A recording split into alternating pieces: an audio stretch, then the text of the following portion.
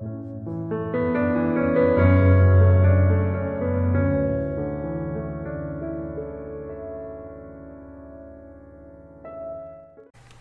pagi semuanya. Sebelum kita memulai aktivitas kita di hari ini, kita akan bersama-sama devotion. Dan hari ini kita akan merenungkan firman Tuhan tentang Yesus yang selalu beserta dengan kita. Sebelumnya kita berdoa dulu ya. Kita berdoa. Bapa di dalam surga, kami bersyukur karena sampai hari ini Tuhan masih mengizinkan kami untuk menikmati berkat Tuhan. Dan sampai hari ini Tuhan, kami bersyukur karena kami boleh devotion sekali lagi. Biarlah Tuhan yang menuntun kami, memberikan kami kemampuan untuk mengerti firman Tuhan hari ini. Terima kasih Bapa di surga, di dalam nama anak Yesus Kristus kami berdoa. Amin.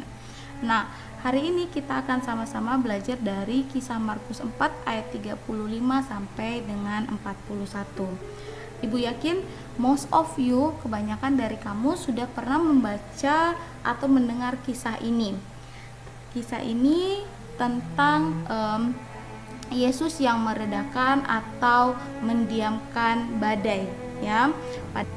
Pada saat itu ketika hari sudah sore, kemudian Yesus bersama murid-muridnya naik ke atas perahu, masuk ke dalam perahu, mereka mau menyeberang. Nah, ketika dalam perjalanan mereka sampai di tengah lautan, Yesus tertidur, dan di saat yang sama ternyata terjadi angin ribut, sehingga perahu mereka, perahu yang ditumpangi oleh Yesus beserta murid-muridnya ini terkena gelombang besar akibat angin yang terlalu besar juga.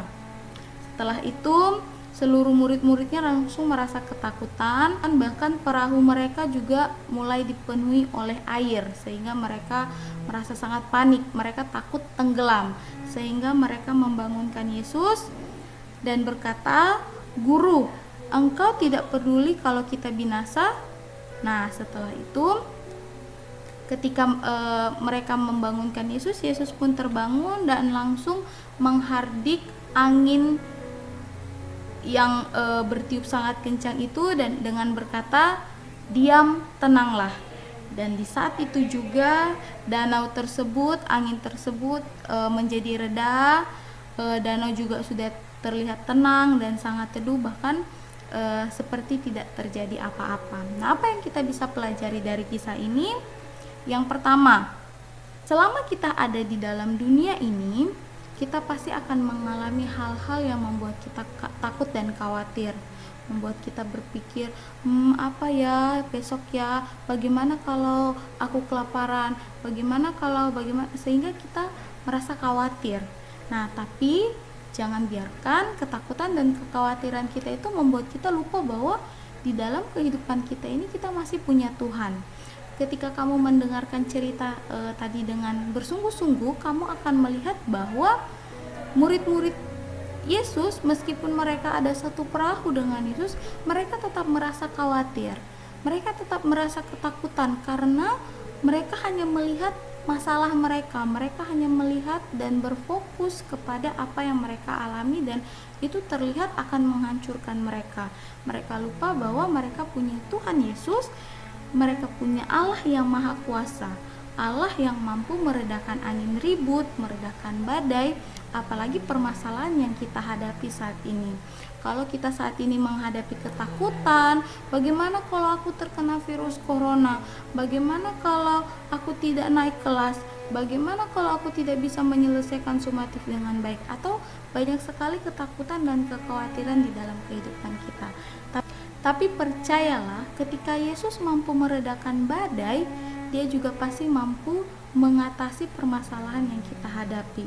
Kalau badai yang sangat besar saja Tuhan bisa taklukkan, kalau angin badai besar saja bisa tunduk kepada Tuhan, bagaimana dengan kita? Yang kita diciptakan di BS, kamu belajar, kita diciptakan serupa dan segambar dengan Allah. Kita adalah ciptaan yang paling dikasihi Tuhan. Maka seharusnya kita juga tunduk dan taat dan percaya bahwa Allah memiliki kuasa yang lebih besar daripada ketakutan kita. kita memiliki Allah yang lebih besar dan lebih berkuasa dari apapun yang kita takuti. Dengan begitu, kita bisa menghadapi segala permasalahan dengan berjalan bersama Tuhan. Nah, sekian devotion kita pada pagi hari ini. Ibu berharap ada satu hal yang bisa kamu pelajari. Silakan kamu tuliskan hal yang bisa kamu pelajari dari kisah devotion hari ini, apa yang paling kamu ingat, dan silakan kamu menuliskan doa kamu tentang ketakutan dan kekhawatiran kamu di kelas dojo.